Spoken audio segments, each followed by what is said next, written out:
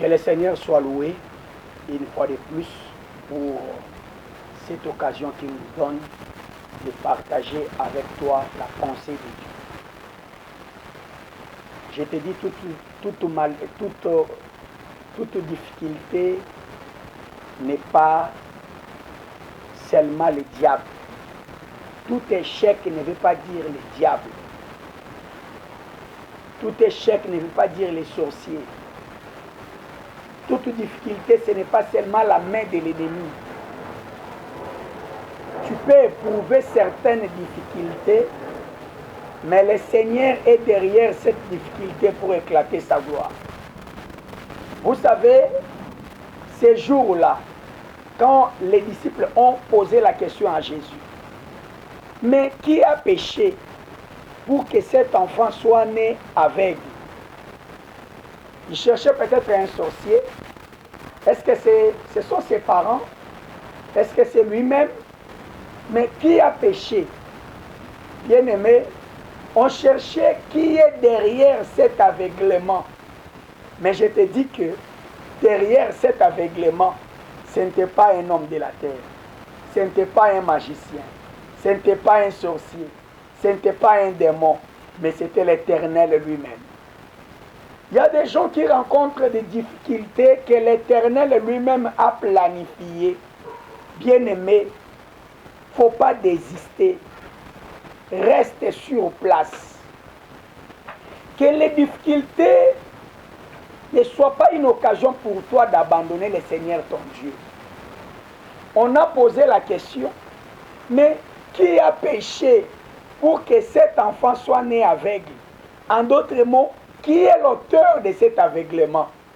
Ce n'était pas les sorciers, ce n'était pas les magiciens, ce n'était pas les démons, mais c'était l'Éternel Dieu lui-même.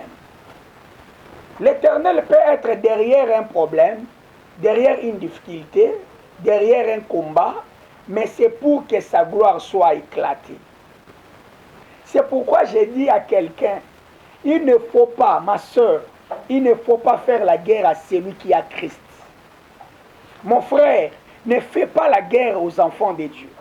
Ne fais jamais la guerre aux enfants de Dieu. Car tu perdras toujours. Quand vous faites la guerre à un enfant de Dieu, sache qu'un enfant de Dieu, il y a deux façons de les regarder. Il y a le regard ou bien la vision terrestre, il y a aussi la vision céleste. Quand tu vois Joseph comme un esclave dans la maison de Potiphar, il est là, en train de faire, je ne sais pas, la lessive. Il est là, en train de travailler à la maison comme un esclave. Ça, c'est la vision de la terre. Mais au ciel, Joseph là, c'est une étoile. Donc, Joseph dans la maison de Potiphar était comme un vulgaire monsieur. Mais le ciel savait que cet homme ici, c'est un grand homme. Bien-aimé, ne combat pas celui qui est à tes côtés parce que tu ne sais jamais. Tu ne sais jamais. J'ai toujours dit aux bien-aimés dans le Seigneur, ne fais jamais la guerre à un enfant de Dieu, car tu ne sais pas. Remarquez, le jour que le Seigneur a élevé Joseph dans la gloire, je ne sais pas comment la femme de Potiphar pouvait regarder ces messieurs. Parce que Joseph était même au-dessus de son mari. Après Pharaon, c'était Joseph. Personne ne pouvait lever sa main dans tous les pays de l'Égypte, à part Pharaon, sur Joseph. C'est pourquoi peut-être celui que tu négliges aujourd'hui, il sera même au-dessus de toi demain. On ne sait jamais. Ne néglige personne, ne combat jamais un enfant de Dieu dans ta vie. C'est un conseil que tu dois garder. Ne combat jamais un enfant de Dieu. Vous savez, Israël dans le désert marchait sur la terre. Israël marchait sur la terre. Il arrivait des fois, Israël manquait à manger. Il arrivait des fois, il n'y avait pas de l'eau. Il arrivait des fois, la chaleur était de plus en plus. Israël souffrait sur la terre. Mais quand vous lisez Exode, chapitre 19, le verset 4, l'Éternel dit ceci. Écoutez ces conseils, frères. Regardez ce que j'ai fait en Égypte. Dieu dit, et comment je vous ai transporté par des ailes d'aigle. C'est que Israël qui marchait sur la terre était en même temps sur les ailes d'un grand aigle. Et le grand aigle là, c'est l'Éternel lui-même.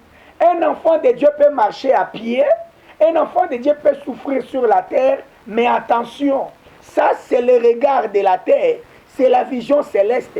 Au ciel, son Dieu a un autre plan sur lui.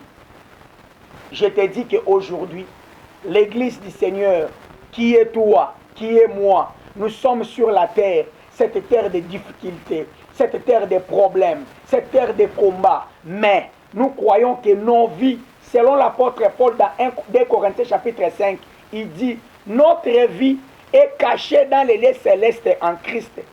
Malgré je suis au Congo, à Kinshasa, je souffre. Malgré je suis, je ne sais pas, en Angola, je souffre. Je suis en Afrique du Sud, je souffre. Je suis sur la terre, j'éprouve certaines difficultés. Mais ma vie n'est pas sur la terre. Ma vie est au ciel, entre les mains du Tout-Puissant. C'est qu'un enfant de Dieu, il est en même temps sur la terre, il est en même temps au ciel. Joseph était en même temps sur la terre, en même temps sur le trône. Israël marchait en même temps dans le désert, en même temps sur les ailes d'aigle. Ta vie, tu es sur la terre, mais ta vie est cachée dans les lieux célestes en Christ. C'est pourquoi ne crains jamais, ne combats jamais un enfant de Dieu qui est à côté de toi, parce que tu ne connais pas sa vie. Que Elohim, le Dieu du ciel, vous bénisse abondamment.